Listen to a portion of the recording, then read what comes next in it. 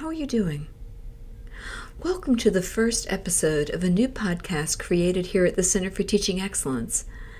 This podcast is being created to better connect our teaching community here at the college. Through it, we'll explore the instruction going on here at MTC.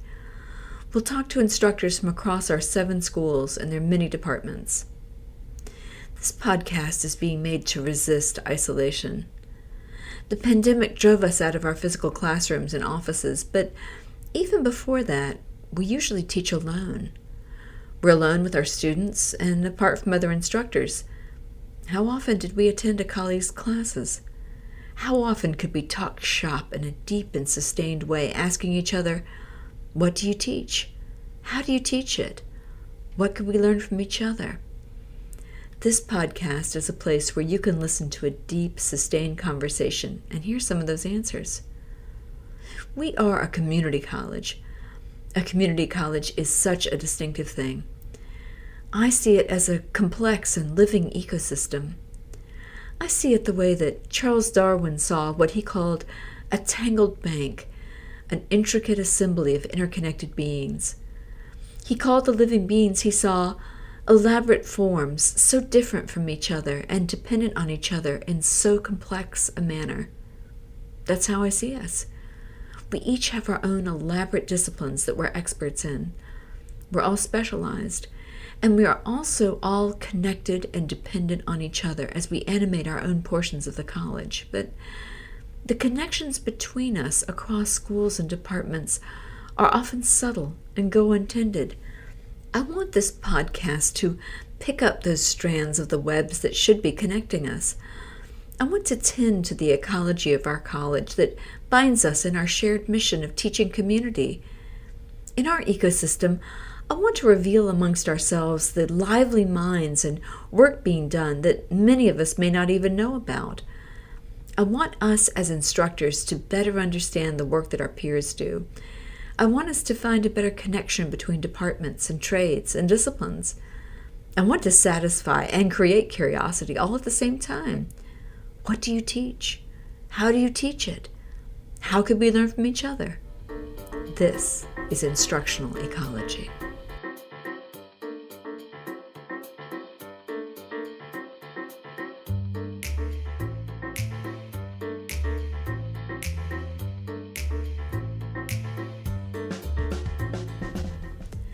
My name is Claire Houle, and I'm a writer and instructional designer at the Center for Teaching Excellence at Midlands Technical College at Columbia, South Carolina.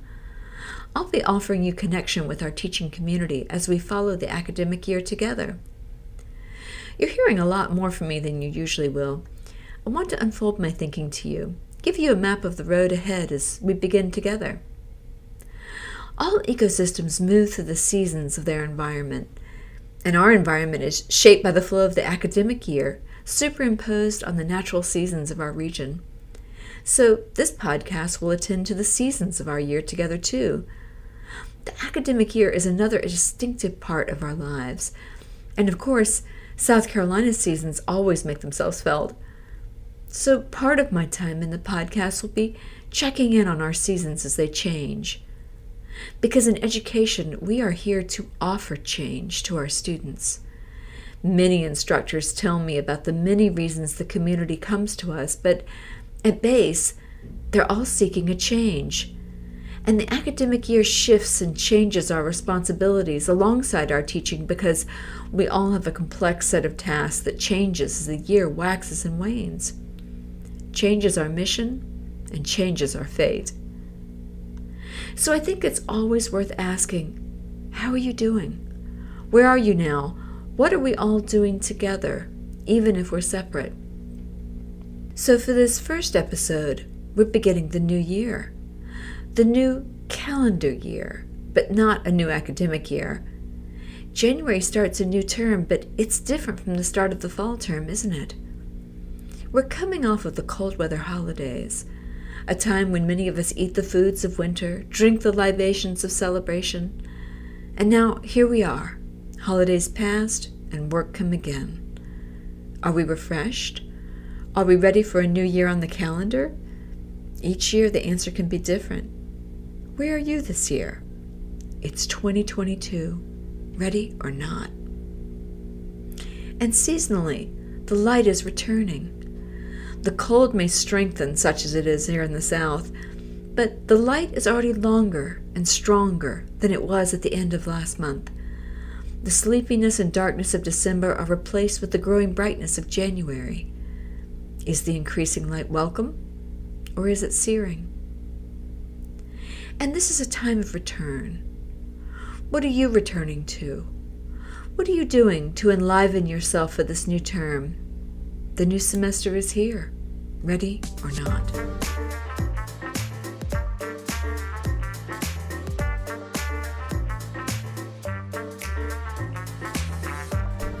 I'm thinking of our first podcast guest in terms of return. He's been returning to a classroom for almost 50 years in an almost lifelong teaching career. MTC has instructors at all stages of experience. Some are nearing retirement after a lifetime of service. Some of us are just embarking on a new career of teaching. And many of us are in the many places in between. We'll talk to people at all of these points in teaching careers over the course of the coming podcast season. But today, we mix the newness of the year with the familiarity of long experience. Errol Alger teaches art in the School of English and Humanities. Errol has an expansive sense of time when it comes to his part of an education. We teach so many different topics and skills and knowledge here at the college. Each has distinctive parameters and assessment and outcomes.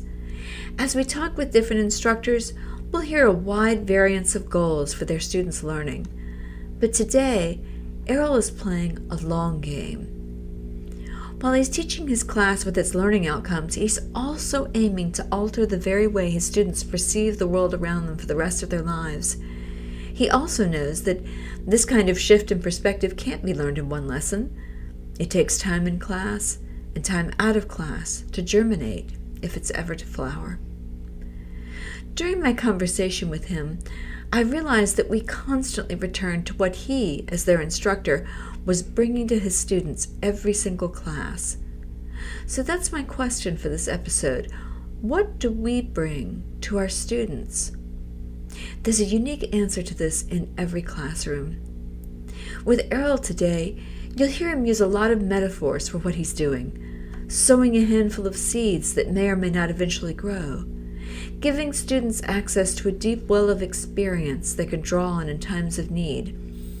He wants to open the door a little wider for them, to help them perceive what they've never noticed before. Let's spend some time with art.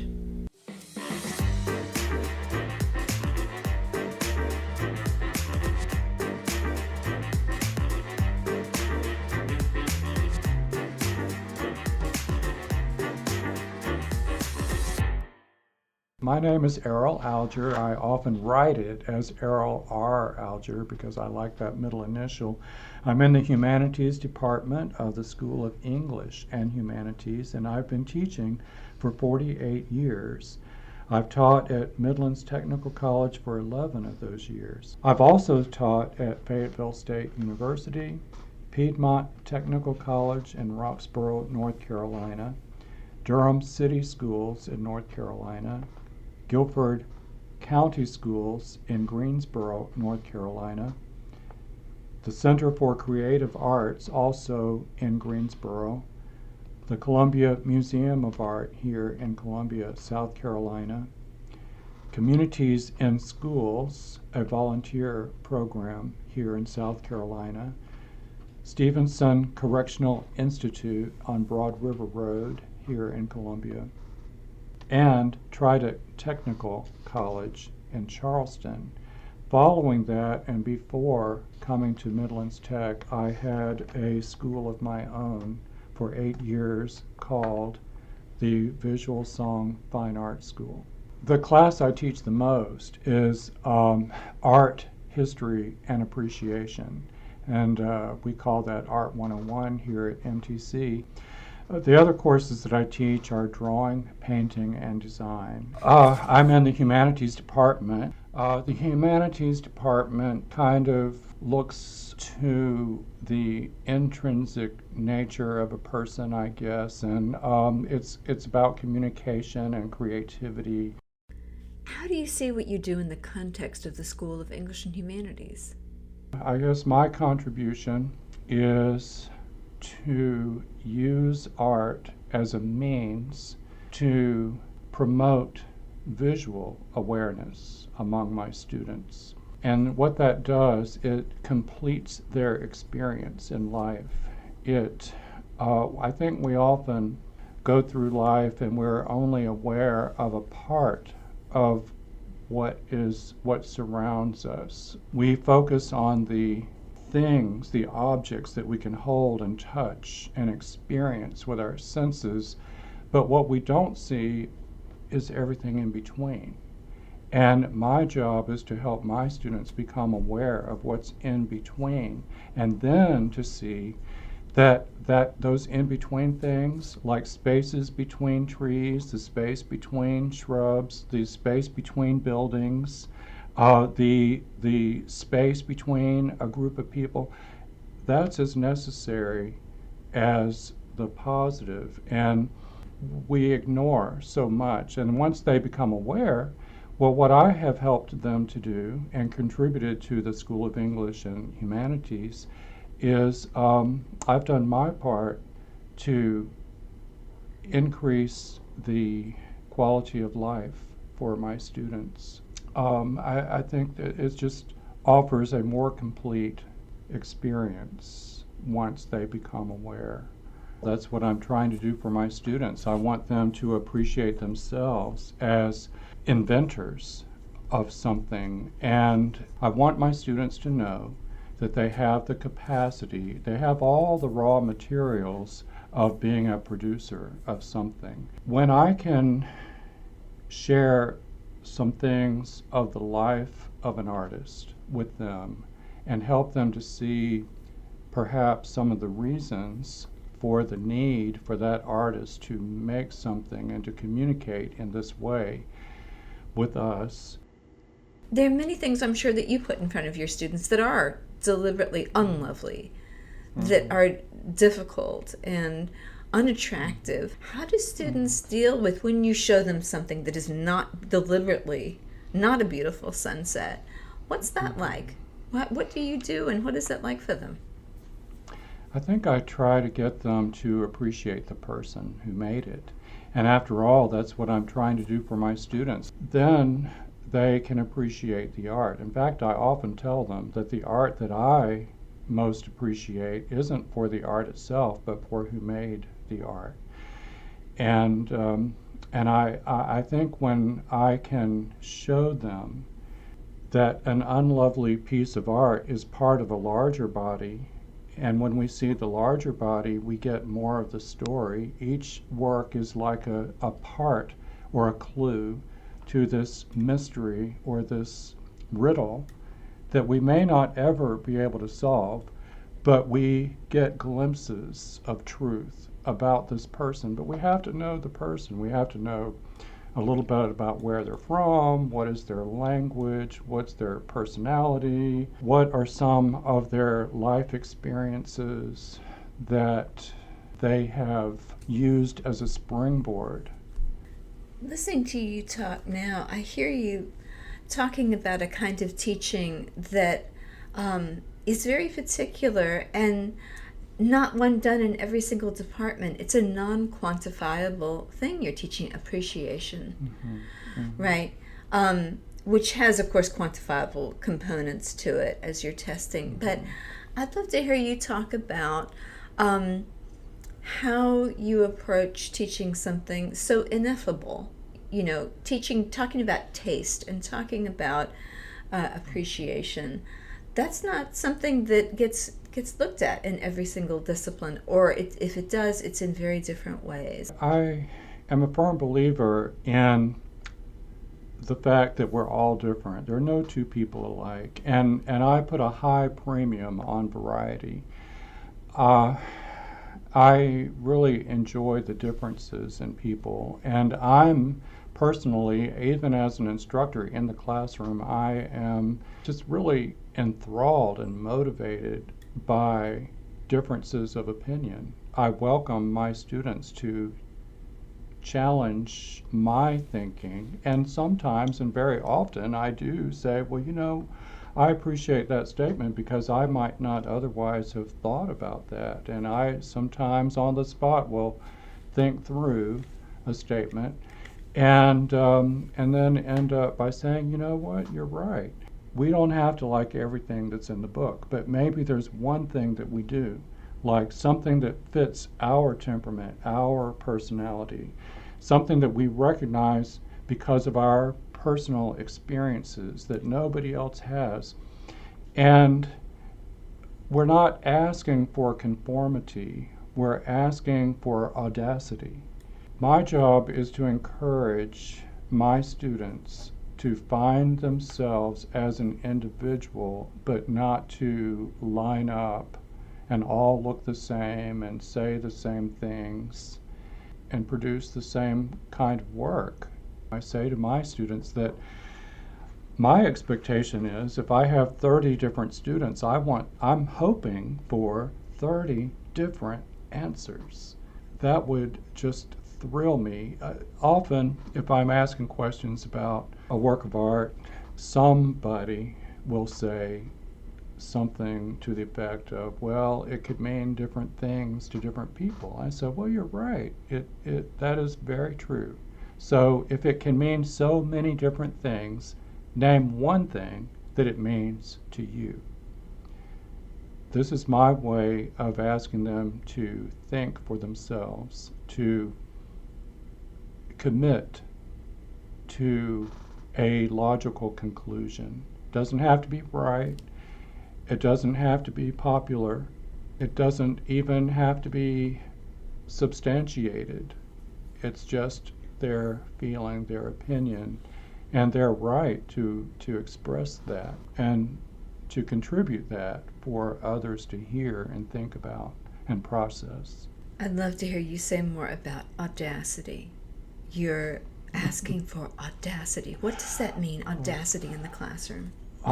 Well, I guess I have to look at myself, and maybe one of the reasons that I'm teaching art in the first place. I just don't fit. So I'm a nonconformist, and I think that that's the root of all creative people. All creative people, to some degree, would say that they are nonconformists, not because they set out to be, not because they want to cause trouble or be disagreeable, but just because that's their temperament. They, I think, are inherently leaders. Leaders, if you have too many people doing the same thing, then how is that a leader? The leader is somebody who does something different and dares to do something different and is confident in doing something different and hoping that other people will gain from your example that or some degree of confidence. I'm not asking them to be a nonconformist, I'm just asking them to think for themselves and be okay with not fitting in and not be looking for that group that accepts me or that likes me. I don't think that that's a reasonable goal for a human being in life. And to me, I have to say I would pity the person that's comfortable in an environment or atmosphere where nobody ever makes waves. So I feel like often as you and I are talking, I feel like you often have two agendas, and which is a good thing, a complex idea, because I'm interested in how you want art to come into their lives and influence their lives as they go into the classroom. And I realize that might be in a concrete way, an understanding of art, but also you're sort of suggesting that there are aspects of character that can be brought out in them that are to do with a better appreciation of art. So, yeah, tell me about how you want their experience of art outside the classroom to change. Well, I want it to be relevant. I want art to be relevant to my students. I want them to see that art, whether they make a conscious effort for it to happen, art is a part of their life because they're surrounded by creativity, not just drawings and paintings, but chairs and tables and lamps, hair dryers and juicers and plates and these are industrial designs, and people think about SCAD, the Savannah College of Art and Design, as a place for learning to draw and paint, but it's also a place to learn how to put an automobile together. And so I think part of building an appreciation for art is to recognize that it's not all fine art. There's the industrial side of it, and I have people in my life, an uncle who was a furniture designer. I don't think he thought of himself as a designer, but he took great pride in the wood selection and the type of legs that a chair or table had, and telling me all about how cherry is different from walnut and so forth. I guess the main thing, I want my students to develop a sense of self-worth. I want them to find in them that there are things that can be admired, and their thoughts and their imaginings have value, and to encourage them to be less timid about all of that, to put it down on paper, to dare to let other people see it, to dare to talk about it, and to imagine it becoming something that can be displayed or used. I want them to see that they are a part of the world, that they exist within, and that they have a message, whether they realize it or not, that people are reading them, and they themselves are a work of art. They are a product of something, and it may not be all things that they would have chosen for themselves, but what are you doing with it? You're existing, you're coming to class, you are managing your experience and your history. And that in itself is art. All right, now how can you express it? You can write a letter, you can create a meme, you can write a poem, you can choose some colors that look nice in your living room. You can make choices in how you arrange things on a dinner plate, the colors of the food, the lighting in the home. When I can make them aware of these sorts of things, then I think that it expands their thinking and increases their confidence and an awareness and a realization that they have power.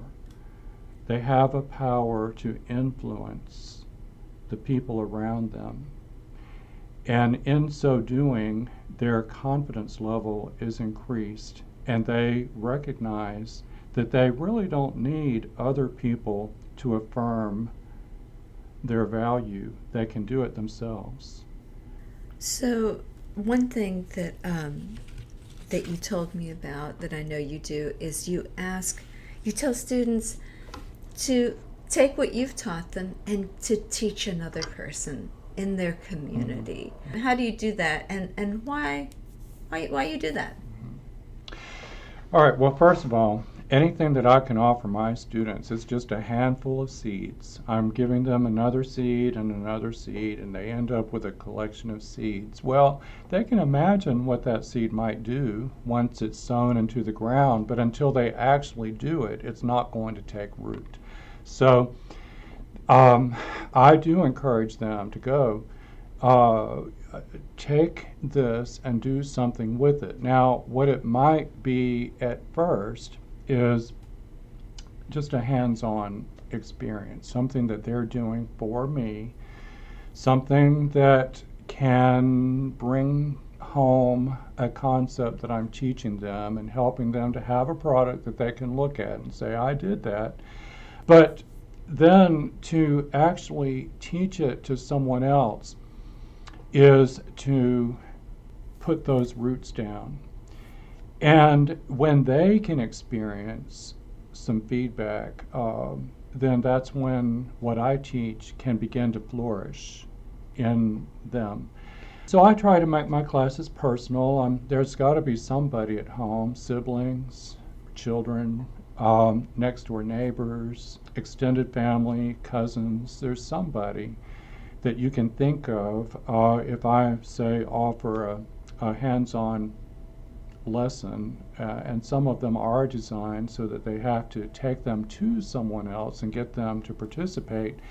And it's a way of getting them to teach what I've taught them. But so they have this experience, they meet up with somebody, they explain what it is that they've been assigned to do, and lead a person through the process of having a conversation first. And then the next thing that they're supposed to do is take that thumbnail, take that rough sketch, and make a work of art out of it that they can then later take back to the person and say, this is my reaction to our conversation, to your hopes and dreams, your desires, your objectives in life. And so it's building relationships, but it's also building confidence, and it's also, for the student, driving home the concept that art is communication. In my mind, the number of people that you're touching with your instruction is now becoming exponential, right? Because you're teaching the students who then go out and teach and communicate. So I think a lot about what is a community college? What is the purpose if we are in the community and of the community? I'd love to hear you talk about how you see over the years your instruction in the classroom, and then through this assignment and other things, how you are reaching out into the community. Well, community is life, and life is made of people, and people are our parents, our friends, our various other relatives. And so taking or sharing, communicating with them, and that's really what I'm asking them to do. Some of your earliest teaching was with your little sister, wasn't it? You began in your family, not a formal setting, then in your own neighborhood. I didn't always consider teaching as a career, or even art as something that I would always do, but it was the one thing that I felt the most confidence about, and I think that was born of other people, outsiders, who saw something in me and cared enough to bring attention to it. It was, early teachers. And now I'm a first-year college student with a sister who's 13 years younger, and her first grade experience was my freshman experience in college. And it would break my heart to come home on the weekends and find her alone. And there were various reasons why my parents were not available, and that was more the usual than, it wasn't a rare thing for this to happen. I would go in the house and see things that she had made for my mother for Mother's Day trampled on the floor in pieces, and I would pick it up and preserve it. And make comments to my sister about it to build her up. If I saw things put in the trash that she had made, I'd pull them out and straighten it out and say, why don't you put your name on here, tell me a little bit about it, and I would write the story on the back. The whole purpose wasn't to say this is a beautiful work of art, but to make her feel good about having made it. And I didn't recognize any teacher in me as I was doing that, but I did recognize her need to be affirmed as a human being, to feel important, to feel loved. I think that's how we feel loved, when we are important to someone else. And when I can get someone to to a point where they want to make something for me. It doesn't matter if it's good or not, but I've aroused an awareness within them that there's something that they can do that has value to someone else. And I wanted to compound that experience with her, realizing that I couldn't be with her all the time. I had to go back to college, which was 2 hours away, and I never knew what care she would be receiving at home. So I tried to link her with people in the neighborhood, and I knew of other little girls her age, and we would often gather together on the front porch. I was embarrassed for people to come inside the house for different reasons, so we just found a space outside on the front porch. And I would have various art projects that were easy to do, but it just excited them. It was getting that aha response from them, that joy. And can we do another one? And then it also gave my sister a sense of leadership. This is my house that they're coming to. This is something I can do with them later when my brother goes back to college.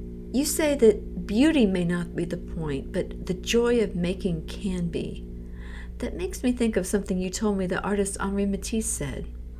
There's always a flower for those who want to see it. I'd love for you to tell me that, and give me a little context about Matisse, what he meant, and then move into what that means to you. Well, first of all, I love the phrase in French, il y a des fleurs partout pour qui veut bien les voir. And, so what that literally means, there are lots of flowers, and they're everywhere for anyone who wants to see them. And I guess I was, at first, when I first heard that, I thought, well, that's kind of, flowers, that's just too pretty. I don't know that I like that. But then I learned more about his life and thought, my goodness, this man had a lot of determination, a lot of perseverance. And these are traits that I really admire. But what I found out about him is that, first of all, I found out that he had abdominal cancer and had some surgery that kind of left him paralyzed, and yet that wasn't going to be the end of all things for him. But prior to that, during the Nazi invasion of France, and I don't know the total circumstances of it, but I know that his wife and daughter were taken by the German army to a concentration camp. I'm not sure, where or anything, but I do know that he never saw his wife again, which to me would be a devastating thing in itself. His daughter was able to escape and hide out in the woods, and days later was able to return. But just thinking about all that she went through, and as a father, how you would lament the pain that she experienced. But of course you would be grateful to see her again, but yet without her mother. So with those kinds of things in his background, and I'm sure there were many others, because we all have them, hurdles of life that we have to deal with and decide that we're going to push on regardless. It just resonated with me that he could say, with all of that in his background, that I have a choice. I can choose joy or I can be miserable. And so I do say a lot to, not just my students, but it's just a creed, I guess, that, happiness is a circumstance, but joy is a choice. And the way I explain that is that if we are waiting for all things to be perfect, well, is that ever going to happen? And if it does it last very long? And so our happiness is very fragile. But if we look deep within at the things we appreciate about ourselves and other people, and not only that, but when we can decide that we have a purpose. We have a purpose, and there's a service that we can provide other people to enhance their lives. When we can recognize all of that, then we have a resource, a deep well of things that we can value. And regardless of the circumstances around us, we can still experience joy. I tell my students to hold on to what's good because there's plenty of bad.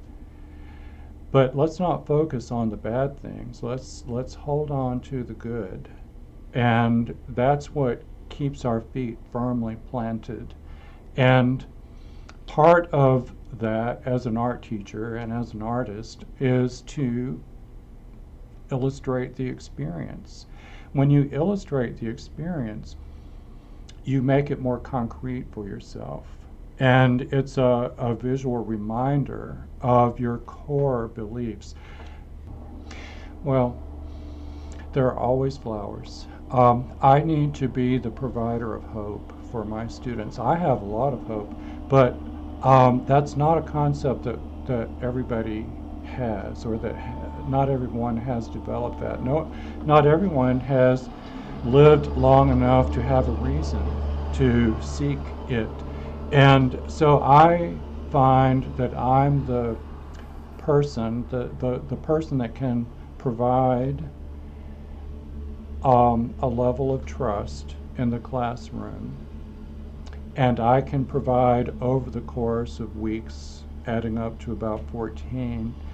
Why do our students need someone to trust? That's another way of asking, who are our students and what do they need? So tell me about students and trust. Well, trust is built by consistency and being who you say you are and doing what you say you're going to do. They may not have this kind of experience in the homes that they are in which they're living. Maybe they're by themselves, maybe who knows what their situation is, but students, I think, appreciate consistency. They need to know that when they arrive in class, their teacher will be there. And they need to know that if they do an assignment, that it will be graded and it will be looked at and there will be a response. And they need to know that the individual matters to the instructor. It's not a group. I'm not getting lost in this mass of people. I'm a person that matters to my instructor. He knows my name. He knows something about me. And therefore, I have value to one person. And I think that is very motivating for someone to want to show up, want to be there, that they need to know that punctuality is important and appreciated. You know, I don't have to scorn someone for being late, but I can thank someone for being on time. And I do try to keep things positive as well as I can. Well, speaking of being positive, I think for those of us teaching, we know quite well when we have a student who's just, they're having a hard time learning what we have to teach. And then sometimes you get the moment where it comes over them and there's a big revelation. You don't always get that, but sometimes you do. And I know that you had a student who, through the work of Andrew Goldsworthy, had one of those moments. I'd love to hear the story of who Andrew Goldsworthy is and what happened to the student's perception. Well, first of all, let me say that over the years that I've been teaching, it's a very common thing for the makeup of my classroom to be a good number of people who resent being there, and they show it in their body language. They don't make a secret of it. So I see their resentment. I hear their skepticism. They want to know, well, what is it for? How does this apply to me? Why do I have to be here? And when they enjoy telling me, I just needed a credit, so I took Art 101. Well, that's all right. I'm not going to let that be a stone that's going to dissuade me from doing what I know. I know something different. I know that you have just challenged me, and let's see what happens. So, in this one case, I had a student, and he did have a football player build, and he turned his body all the way around so that I saw most of his back most of the time that I'm lecturing. And I'm sure he was saying things here and there to students, criticizing some of the comments that I made. But they were quiet enough that I could ignore it every now and then.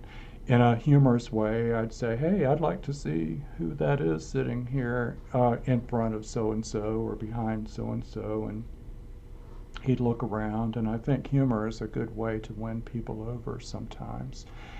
But so he would look at work, things I would put up on the screen, YouTube's examples, and have critical things to say about them, usually having to do with the lack of skill or the lack of complexity, the ease with which it appeared to have been done, couldn't have taken that much time, and therefore is worthless. And so then we get to Andy Goldsworthy, and Andy Goldsworthy is a British artist. He was born in England, but he lives in Scotland now. He's just a year younger than I am, and he is an environmental sculptor. He uses found materials. So if he's at a pine tree, he's going to use pine cones and pine needles. If he's at a frozen lake, he's going to pull the ice off the lake and use that to make a sculpture with. If he's at a place where icicles are hanging, he'll break them off and break them into smaller pieces and rearrange them to make something new. So he's a nature artist, an environmental sculptor, if you will, and he's known all over the world. He makes his living by photographing his work and having his photographs published, and I've lost count of the number of books. So we're looking at some of his works, and for a lot of students, they say, well, this is easy art, and it's about the time that I'm asking them to do a final project, and they're asked to choose an artist that we've talked about over the course of the semester that they're inspired by. And I think this guy chose Andy Goldsworthy because he thought it would be easy. And so he came to class one day a little bit early. I'm setting up, putting things on the board. No one else is there. And he brought a photograph, and I'll admit it took me a while to make sense of the photograph. He had to explain what it was for me, and then I saw it. But he was beside himself in telling me his experience of raking his front yard, raking pine straw. And he said, it took a while.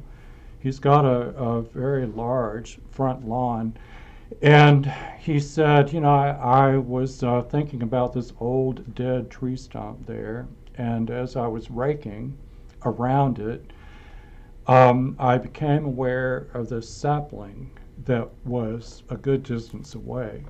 And then I thought about Andy Goldsworthy and how a lot of his art, you said, but I didn't believe, was a timeline or a line that traces the course of the history of a life. And that for Andy Goldsworthy, a lot of the things that he does, especially the circular things, are the cycles of life. And so apparently at that moment, as he's raking and he sees the dead tree and the sapling, he made that connection, and he heard and for the first time believed what it was that I was conveying in the classroom.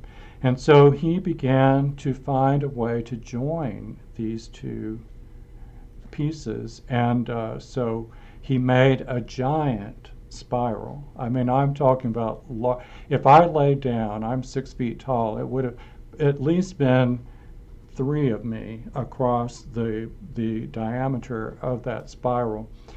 But he joined it one end to the dead tree stump, and then it spiraled this huge spiral around to where it ended at the sapling.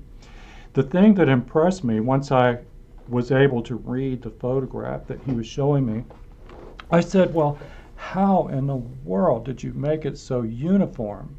Because it was perfectly round and the spaces between each spiral was just equidistant. And he said it to me like, well, you should know this, Mr. Alger. I got up on the roof.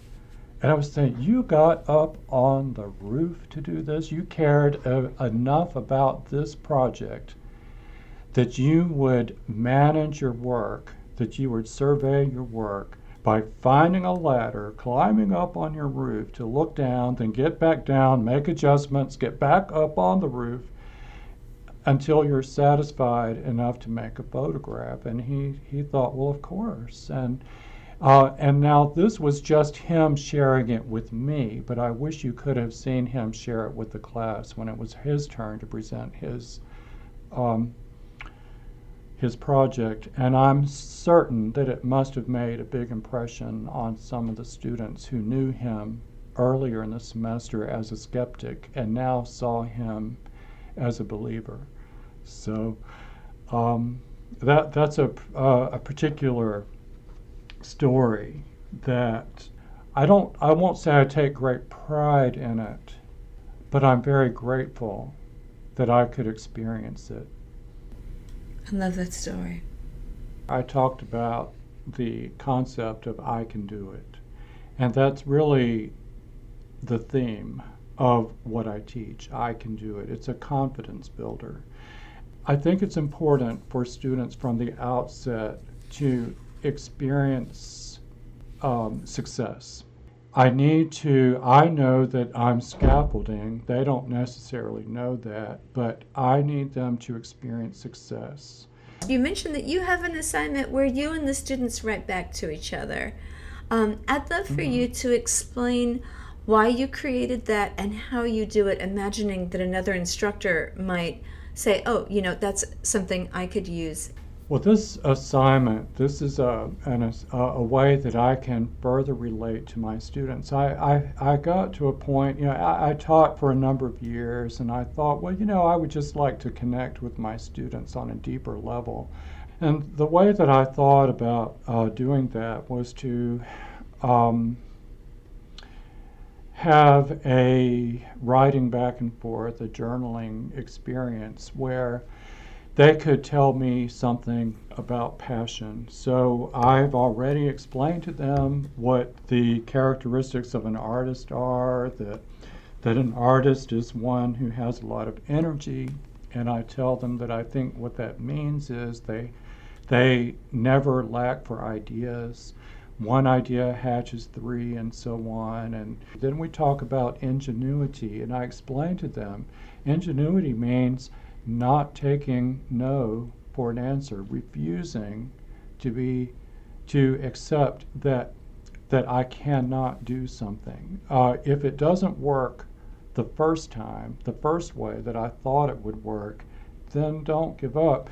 But you find another way, and that's what ingenuity is. And then the third one is courage of conviction, going out on a limb. Not being afraid to be criticized.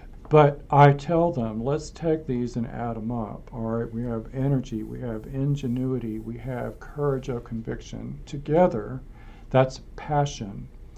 And I'll tell them, I want to approach life with passion. I want to love what I do. I want to think always future. I don't want to look at my mistakes in the past. And so passion is infusing life with life. It's breathing life into our existence. So tell me, what does passion mean to you? What are you passionate about? And another way to look at it in this give and take journaling experience that I've instituted with my students in the Art 101 classes, the art history and appreciation, is how do you serve? How do you understand service? What is a service attitude? How can that be developed? How does that relate to your sense of purpose? What is your purpose in life? And how do you relate purpose to your passion? And I tell them, look, I'm not going to criticize you. This is just between you and me. There may be things you want to say to me that you'd rather no one else hear. So it just gives me that opportunity to look deep inside and let them look deep inside of me and realize that this isn't just an institution. This is a place populated with people who have concerns, issues, problems, and who are, many of us, are survivors. And as survivors, we can lend a hand to other people and recognize, we can be honest. You have to admit that you need help. And there's a risk in that.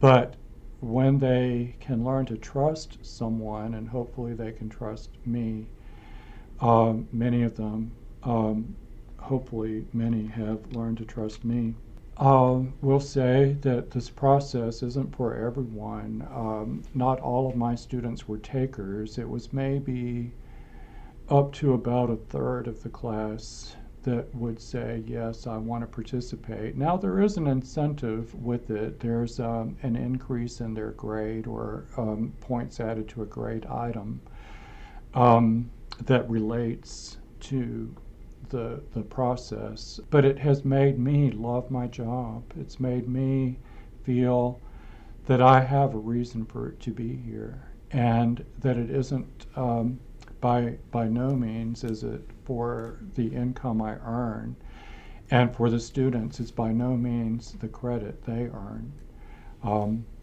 But we're changing each other, and not just for a semester but for a lifetime. I'm curious, when you're journaling, especially now during the pandemic, is this a hard copy that you give back and forth? Do you use D2L? How do you share your writing? It's a hard copy. I've got a file right over here in my office. It's in their own handwriting, ink on paper. And I find that to be very important because I want them to see that I have taken the time to use my hand. Because, handwriting has a body language too, and it can show care and compassion and interest. And I want them to witness that in me. And by doing that, I invite them to do the same back.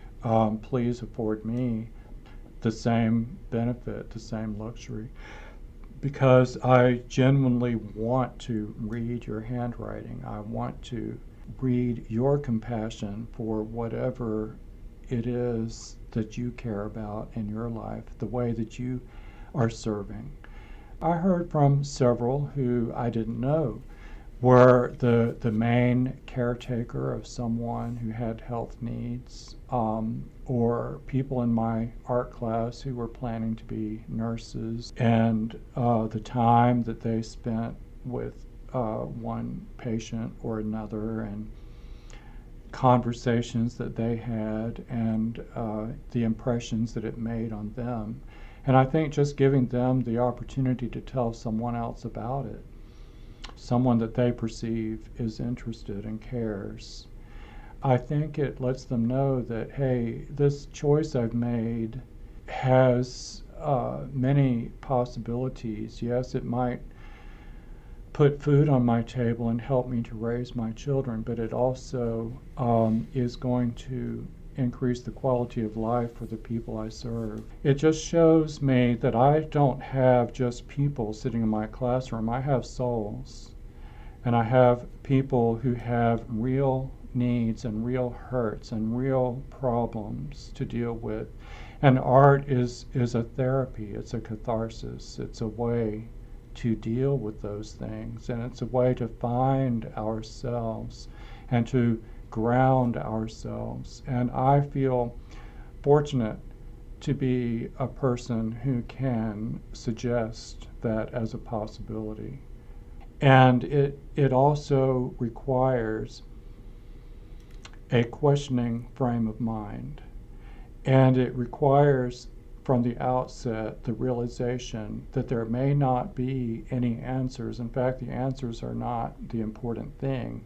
It's how many questions can we collect? How can we broaden or lengthen our list of questions that cause us to look more closely and see more things than we ever saw before? I want to build my students' sense of self-worth. I want them to see art as a catharsis, art as an affirmation, art as the root of pride of ownership, art as a reckoning and an establishment of one's own person, art as a primal pathway to and from the heart of one's identity, art as a means of becoming that cannot be quelled no matter the circumstances nor the degree of opposition. And recognizing that what we're doing is broadening the spectrum. It doesn't have to mean one thing, it can mean many things. And by listening to what other people have to say about it can be something that we consider and open the window just a little wider, open the door just a little wider to what this is all about. And in the process, they're recognizing that it's not just to decorate a room. It wasn't a painting to match someone's living room or their sofa, to put over their sofa. It wasn't something that's made to match. It's made, or let's say, not to match an exterior place, but to match the interior spirit, mind, soul of the person who created it. Has Errol opened the door a bit wider for you today? What about his stories or classroom practice or ideas has activated something in you? If you want to spend some more time in Errol's world, go to our website and the page for episode 1. There you can see some images from his talk today by Matisse and Goldsworthy. You can even see an image of the work of nature art that his student made and brought in to show him with such pride and revelation. Also in our time together, Errol gave 2 amazing and detailed close readings of 2 paintings, one by Matisse and another by Vincent van Gogh. I've pulled those stories aside and put them into a small bonus episode that you can enjoy if you'd like to have a very different perspective on these 2 famous painters. That little episode is also on the website, on the page for episode 1. The first episode page also has a summary of the journaling activity he described in case you'd like to adapt it for your purposes. I hope you'll go check it out and explore a little more. I hope you've enjoyed spending some time in art today and with Errol Alger. He's just one of many voices we'll hear on instructional ecology. He's one being in the complex tangle of the humanities and one voice in the larger chorus of teaching here at the college. Thanks for spending time with us. I hope you'll join us for our next episode out in February as the year moves us forward.